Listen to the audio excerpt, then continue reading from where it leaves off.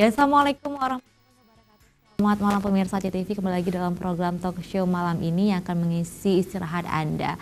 Baik, berbicara tentang pangan dan ketersediaan pangan dan juga bagaimana pangan yang sehat itu sudah menjadi kewajiban pemerintah tentunya. Dan juga hal ini juga akan kita bicarakan malam ini pada acara talk show hari ini dengan mengangkat topik yaitu pangan segar yang aman dan berkualitas, apalagi ini menjelang Festival Kuliner PKA ke-7 tahun 2018. Baik, sudah hadir narasumber di studio CTV malam ini ya. Yang pertama sekali ada Pak Insinyur Samsul Bahri MM ya, Sekretaris Dinas Pangan Aceh mewakili Kepala Dinas Pangan Aceh. Assalamualaikum Bapak. Waalaikumsalam. Baik, terima kasih sudah hadir di studio CTV di malam ini Pak ya. Iya. Oke. Baik, di samping Pak Samsul ada Ibu Hasrati Dewi SPMSI. Betul Ibu ya? Oke, cantik sekali malam ini Ibu ya. Baik, ini Ibu merupakan Ketua Seksi Panitia Festival Kuliner PKA ke-7 nanti. Baik, kita akan bicara bagaimana kesiapan Festival Kuliner nanti nih Bu ya untuk mengisi gebiar PKA nanti. Baik, dan di samping ini ada Ibu kita yang berbaju hijau ini ya. Segar sekali hari ini Ibu ya.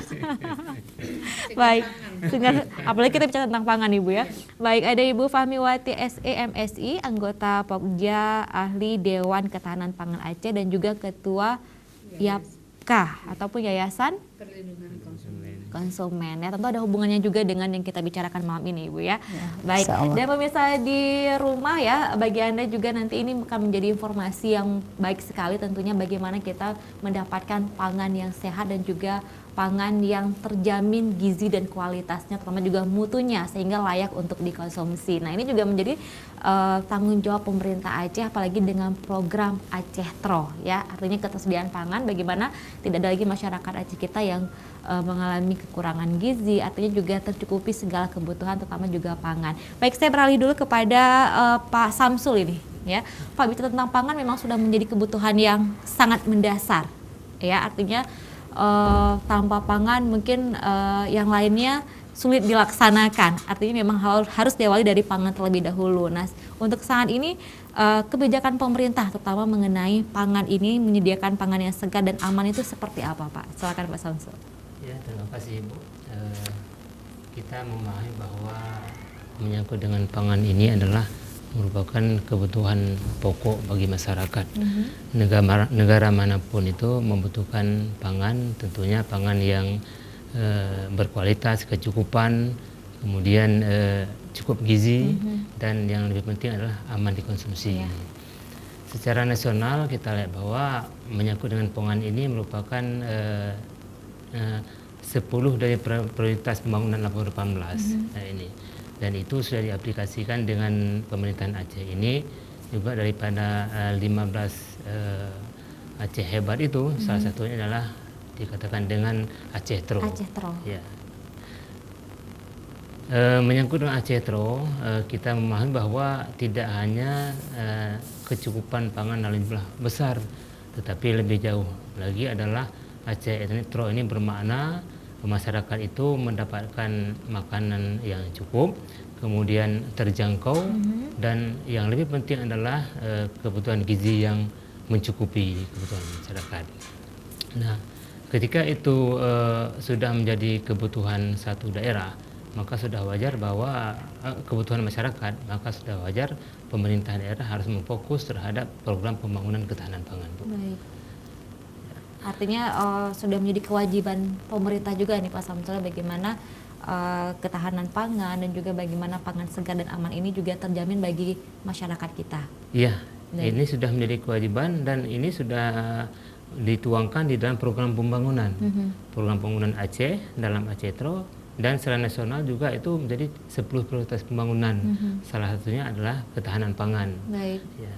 Nah, bicara tentang ketahanan pangan, artinya juga Aceh juga sudah menjadi salah satu provinsi ketahanan pangan, artinya juga mencukupi untuk wilayahnya sendiri ini Pak. Nah, apakah ini juga menjamin hal tersebut untuk provinsi Aceh sendiri ini terhadap pangannya? Terhadap ketersediaan pangan di Aceh, alhamdulillah sampai ini tercukupi. Bahkan ada beberapa komoditi kita, salah satunya adalah menyangkut dengan ketersediaan beras atau gabah itu bahkan kita menjadi surplus. Iya. Beras produksi tahun 2016 juga 2017. Nah, sudah 2 tahun kita surplus. Nah, kemudian menyangkut dengan ketersediaan akan sayur-sayuran dan buah-buahan. Baik. Nah, itu juga sudah melampaui dan sudah tersedia pada beberapa daerah, terutama daerah wilayah Tengah Aceh. Kabupaten Aceh Tengah dan Benariah merupakan 2 kabupaten yang menghasilkan buah-buahan dan sayuran yang cukup. Oke, baik. Artinya 2 kabupaten ini sudah mampu mengcover tidak apa nih kebutuhan pangan seperti sayur dan buah-buahan untuk Provinsi Aceh sendiri tanpa harus pasok dari Sumatera Utara misalnya ini, Pak? Sebenarnya kalau kita melihat bahwa terhadap produksi buah dan sayur kita, untuk produksi Aceh Tengah itu bahkan sudah dikirim keluar. Iya. Kalau dulu melalui Semawe ke Malaysia. Nah, mungkin persoalan kita ini distribusi terhadap produk sayuran dan buah yang ada di Aceh Tengah. Ini menyangkut produk tersebut, distribusi tersebut. Iya. Nah, kemudian sisi lain juga kekurangan mungkin ada di daerah tertentu.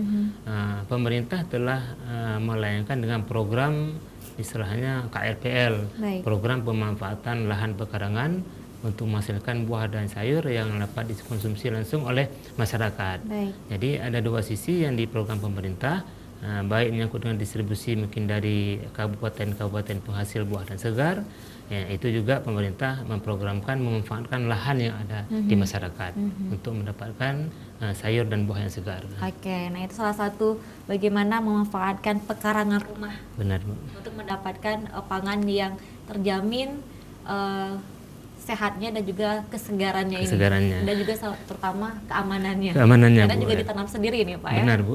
Oke, baik. Nah, bicara tentang pangan segar, aman dan berkualitas. Nah, ini juga ada satu ajang nanti yang tinggal beberapa hari lagi, tinggal menghitung hari, yaitu PKA Pekan Kebudayaan Aceh ke-7 ya. Nah, tentunya di sini juga salah satunya dengan festival kuliner yang akan mendukung program PKA ini sendiri. Nah, ini juga menarik ya.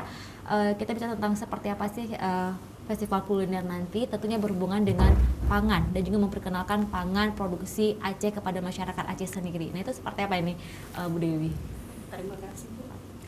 Yang pertama kita pahami bersama bahwa PKA itu adalah event yang rutin dilaksanakan. Untuk tahun ini itu ada 16 lokasi pelaksanaan kegiatan PKA. Nah, festival kuliner sendiri itu adalah salah satu dari bagian itu, dari 56 kegiatan yang dilaksanakan di dalam Pekan Kebudayaan Aceh yang ke-7 ini. Nah, untuk festival kuliner sendiri itu kebetulan diamanahkan Kepala Dinas Pangan sebagai Ketua Seksi Festival Kuliner, yang di dalam festival kuliner sendiri itu ada 12 kegiatan. 4 kegiatan itu wajib diikuti oleh semua kabupaten kota. Itu menjadi kegiatan prioritas di dalam festival kuliner sendiri. Sisanya itu adalah kontribusi dari masing-masing SKPA teknis. Pelaksanaan kegiatan festival kuliner ini dipusatkan di Taman Sultan Ratu Sapiatudin. Itu tepatnya lokasinya di depan Anjungan Banda Aceh dan Bener Meriah. Nah, di sini akan menampilkan kuliner-kuliner dari masing-masing khas masing-masing kabupaten kota. Yang pertama itu ada kegiatan eksibisi hidangan kanduri kematian. Nah, ini kita ketahui bersama bahwa tradisi kanduri hidangan kematian masing-masing kabupaten itu berbeda-beda. Nah, untuk kegiatan dari festival kuliner yang ini itu diikuti oleh 22 kabupaten kota, kecuali Kota Lusmawe. Tidak ikut itu ya? Iya, kecuali Kota Lusmawe. Ini nanti akan menampilkan hidangan kanduri khas kematian. Itu akan dilaksanakan pada tanggal 7 jam 2 siang sampai dengan selesai. Itu ada lokasi di situ, itu akan dihidangkan. Yang akan menikmati hidangan itu adalah utusan dari kabupaten kota masing-masing, sejumlah 6 orang. Nah, masing-masing kabupaten ini akan menampilkan apa produk lokal mereka di situ. Jadi ini menjadi tradisi budaya kuliner yang sebenarnya kuliner itu sendiri adalah budaya bagi masyarakat Aceh. Baik. Oke, artinya juga kuliner merupakan bagian dari budaya sebenarnya, dan ini juga harus kita lestarikan dan memperkenalkan kembali kepada masyarakat Aceh kita, ya. Baik, saya coba beralih lagi ke Ibu Fahmi. Oke, Ibu Fahmi ini dari Dewan Ketahanan Pangan Aceh, ya. Melihat ketersediaan pangan juga ini, Ibu, ya. Sebenarnya apa sih dimaksud dengan keamanan pangan itu, Ibu? Ya, keamanan pangan tentu yang berkaitan dengan aman pangan. Selain ketersediaan itu sudah ada ya pangannya itu, bagaimana supaya dikonsumsi itu agak ada rasa amannya. Nah, itu sebenarnya yang menitik beratkan, kita katakan keamanan pangan itu harus aman dikonsumsi. Baik. Nah, selama ini kita bisa melihat kita fokus saja kepada kuliner ya. Kuliner itu kan seperti nanti ada ajang lomba ya Bu Dewi ya. Nah, itu kan juga mengeksploitasikan potensi-potensi yang ada di daerah. Baik. Nah, namun yang kita takutkan adalah penggunaan bahan-bahan bakunya. Nah, itu kan juga harus aman. Baik. Nah di sini nih bagaimana caranya supaya hasil daripada kuliner tadi itu betul-betul ada rasa amannya. Konsumen yang menikmati juga tidak was-was Iya, terhadap apa yang dia coba itu, apa yang dia makan. sudah pasti harus seperti itu. Nah, jadi dalam memperkenalkan nanti juga pangan yang aman tadi ya, seperti misalkan menggunakan buah-buahan. Masakan Aceh itu kan beribu ya, Baik. beribu macamnya itu dari daerah kita. Nah, itu menggunakan hasil-hasil daripada pertanian kita di Aceh. Nah, seperti dibilang boh itu kan, masakan boh itu kan itu banyak. Baik. Nah, tapi buah-buahan yang digunakan, bahan bakunya, sayur-sayurannya, nah itu tentu harus masuk pada kategori aman. Aman. Iya. Oke, nah kita mau tahu dong ini Bu ya, kategori aman itu seperti apa sih? Ini juga edukasi untuk masyarakat kita, untuk pemirsa di rumah ini. Sebenarnya kalau kasat mata, kalau kita bisa menjadi pemakan ya, atau yang pengguna, yang disebut dengan konsumen, itu konsumen itu harus cerdas. Baik. Cerdasnya bagaimana? Ketika mendapatkan pangan yang akan dia konsumsikan itu, dia harus melihat dulu, misalnya sayur-sayuran.